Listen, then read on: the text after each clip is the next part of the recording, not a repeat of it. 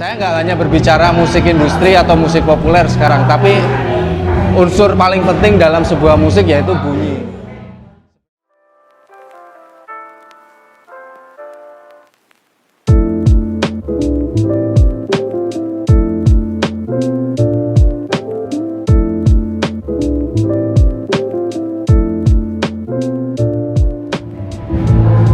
Oke, halo, saya Rezadin. Saya ada beberapa pertanyaan, tepatnya 10 pertanyaan dari Tanam Karya yang kita bacain aja ya, langsung ya.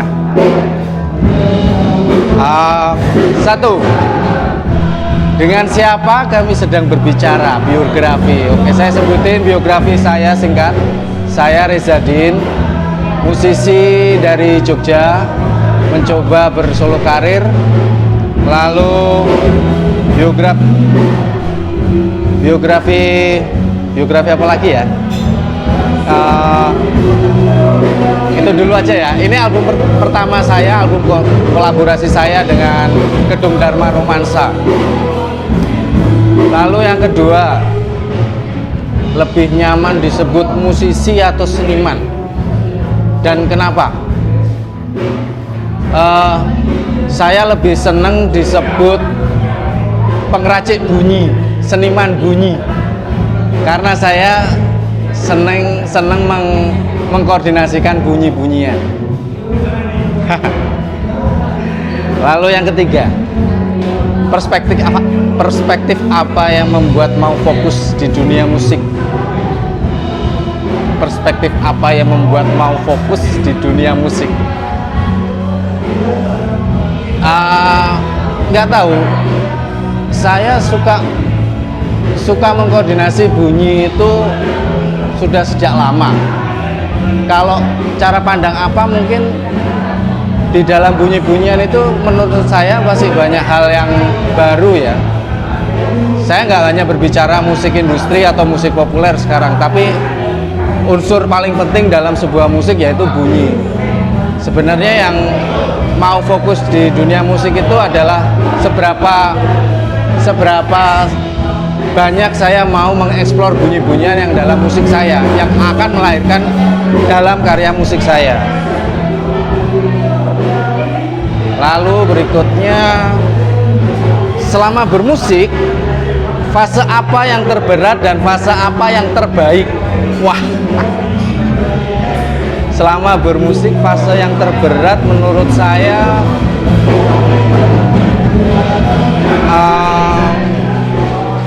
sebenarnya nggak berat ya, cuman kadang kita kalau mau mencari sumber inspirasi buat karya berikutnya itu kadang ada challenge baru. Tapi menurut saya juga itu bukan berat, tapi tantangan baru. Jadi mungkin bukan berat ya, tapi dan fase apa yang terbaik?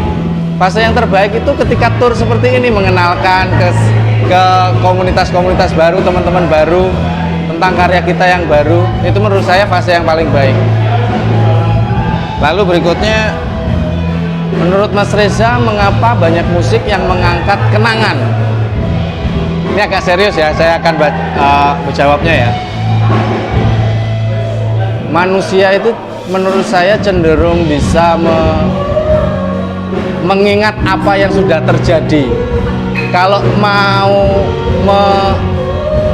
mengingat apa yang belum terjadi kan itu bukan kenangan, tapi merencanakan apa yang akan terjadi bisa. Nah, dari situ mungkin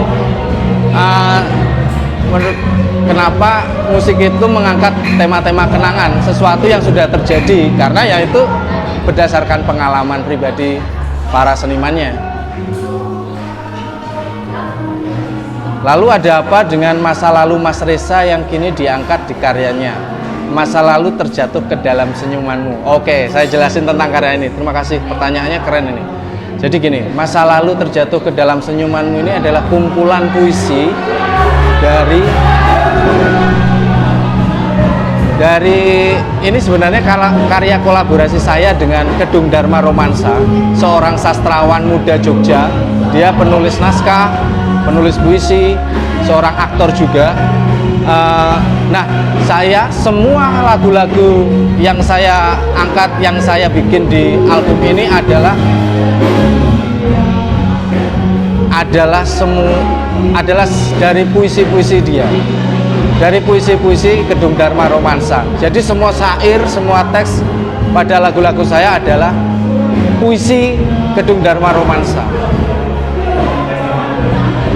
Lalu seberapa berarti album ini untuk Mas Reza?